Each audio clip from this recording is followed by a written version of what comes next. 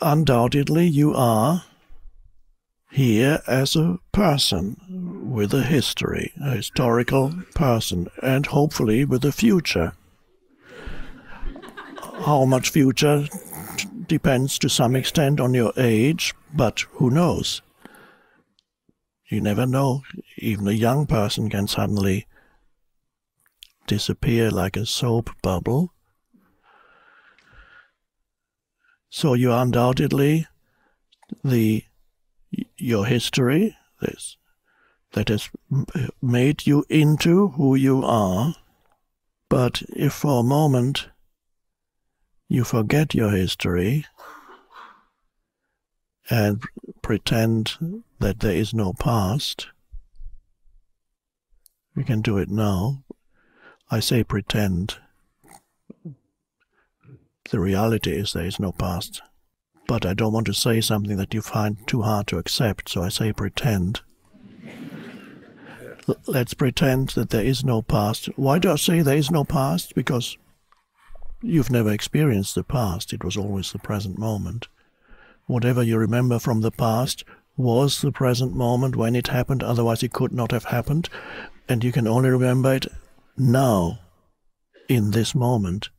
In the light of consciousness, you remember something that you call the past.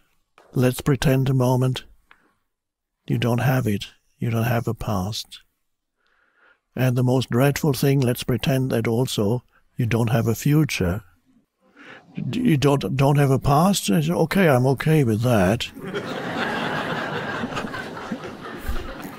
But don't take away my future. Because that's a dreadful thing if you went into a doctor's office and he says, I'm afraid you have little future left. So, but let's pretend there's no past and no future. There's only this moment. And you don't need to remember conceptually who you are. Why? No need to remember the self-concept, the image of who you are. No past, no future. Who are you? How do you perceive yourself? What does it feel like to be you in this moment without past and future? Is there anything left of you in this moment without past and future? Which means without concepts, which means without thoughts, but not without consciousness. Is there anything left of you in this moment if you have no past and you have no future? Who are you without past and future? And you cannot answer that question because any answer would be a concept. Concept is from the past. Who are you? So the answer to who are you without past and future cannot be conceptual. Words, no. The answer of who or what you are without past or future can only be a realization, a moment of, ah. So, who am I without past and future?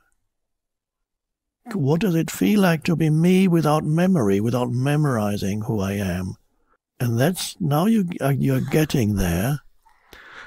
There is something that is, we have to use words, of course, which distort it, but there is a strange sense of presence, of beingness. You know that you are, but without adding, you know I am, but you don't know what or who, because that's conceptual. The bare sense of beingness or presence is left when there's no past or future. That's just a pure sense of beingness or presence. At first it seems to be nothing, and you cannot analyze it, and it's very hard to talk about, but you know there's something, or you could even say there's just a spaciousness, a space. Perhaps that's what the Buddha meant when he talked about emptiness. There is a spaciousness. And then if if you're aware of that, it tends to deepen. Sometimes for brief moments you can get it accidentally in certain situations in life. Brief moments of liberation from the self. And you go, ah, perhaps you see something very beautiful, and for a moment you're transported out of yourself. There's just a pure perception against the background of awareness. Ah, for a moment you are liberated from yourself, or a dangerous activity that requires your absolute presence. You can't be thinking about your problems or your life situation. You have to be absolutely, totally there. And you feel so much more alive. And you want to go back to this dangerous activity again and again, because this dangerous activity frees you while you're engaged in it from yourself.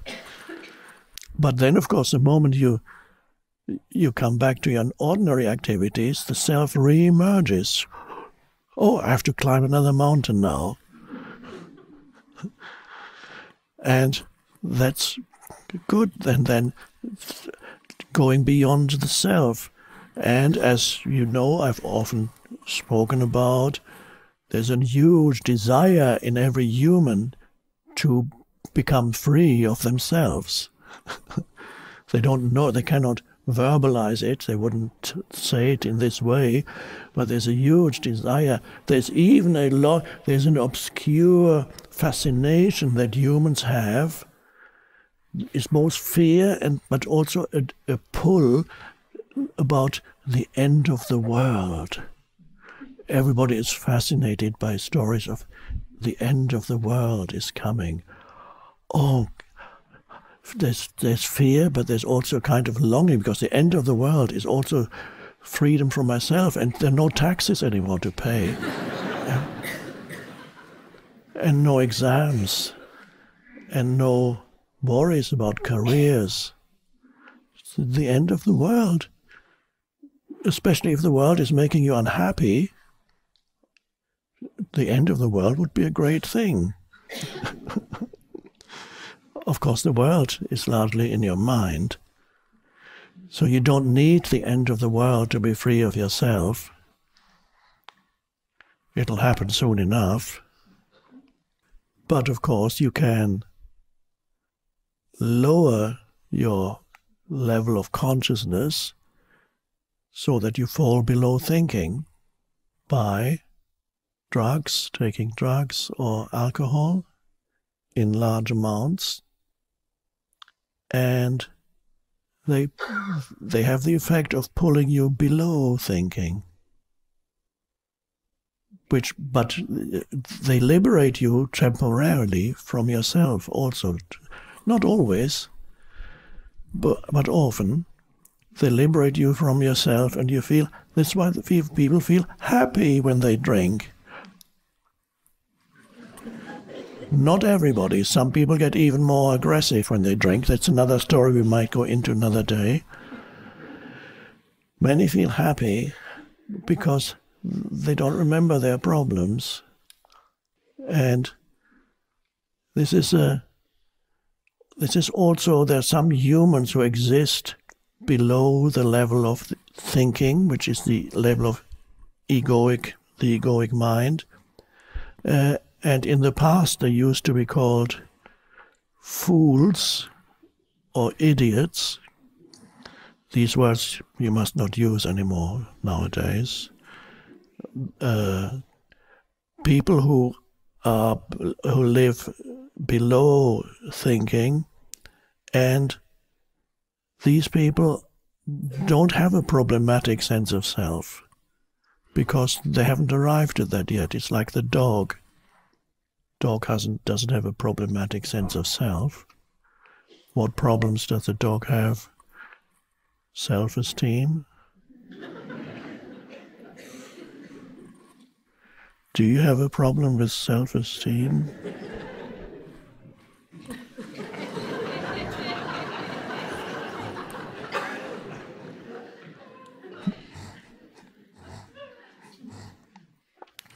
Do you have a weight problem?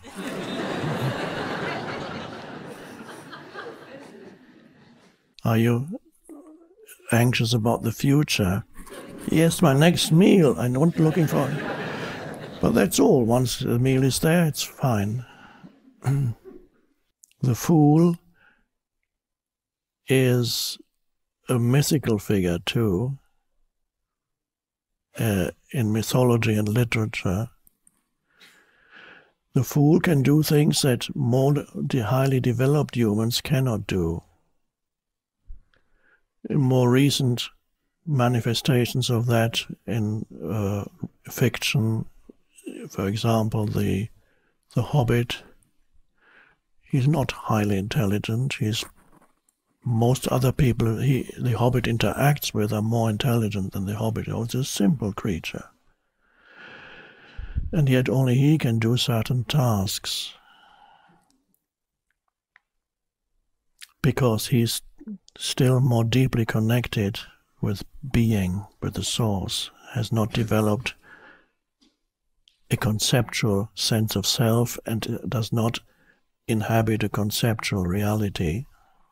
Forrest Gump, the movie, another character like that, who does great things and is supported by life, but doesn't claim credit because he has no ego yet, hasn't arrived at it yet. So you are not here to go that way. We are not attempting to regress from the thinking mind and fall below thinking. This is why, this may be a good moment to mention it, I discourage certainly excessive consumption of intoxicating beverages while you're here. Even any consumption of intoxicating, or if English is not your native language, I'm talking about alcohol. If you cannot enjoy a meal without a glass of wine, that's fine. But 2 or 3 or 4 can greatly interfere with the arising of awareness or presence. Unless you're really deeply rooted in it, then it doesn't matter anymore, but then you wouldn't want to drink a lot. So that's something to be aware of here, because it will pull you below thought, and then you might think you're present. And you might even convince somebody sitting next to you at dinner that you are enlightened.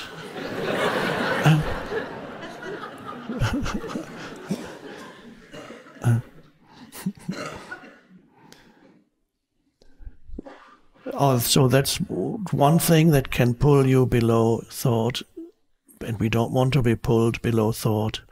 Naturally, you will go below thought every night when you become tired and you go to sleep.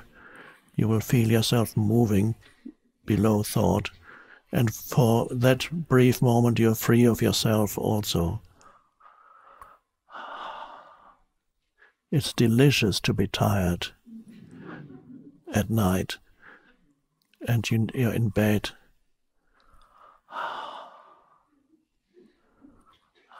The pull is very strong. And there's a moment when there's a delicious feeling, but you can't have it for very long, and then you disappear. And then another reality emerges with the dream world, and then you're back in some other form, and the problems continue.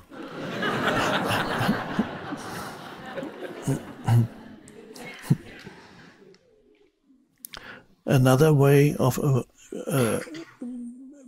becoming addicted to a substance is, and again this is important here, cell phones and other similar devices. It's a huge challenge. Humans have not realized yet how huge this challenge is of addiction to those devices. So my recommendation is here, if you want to take real advantage of this situation, engage as little as possible with these devices. Perhaps briefly, for 5-10 minutes a day if you have to. And for the rest of the time, don't even leave it in your room or your safe. And if you carry it around, the temptation may be too great. You might not be able to resist, and you know it's in your pocket. And some of your attention will move there. I wonder what's going on there. And it might even still be beeping. Ting, ting. A message. A Facebook post. I wonder what they're saying. How many people liked my last post?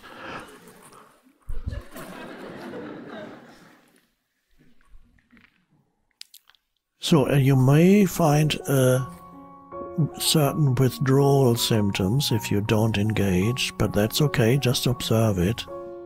And you can say, oh, isn't that interesting? I can feel this wanting to get there, but you're saying, okay, I can feel it, but I'm not going there. And then it'll dissipate.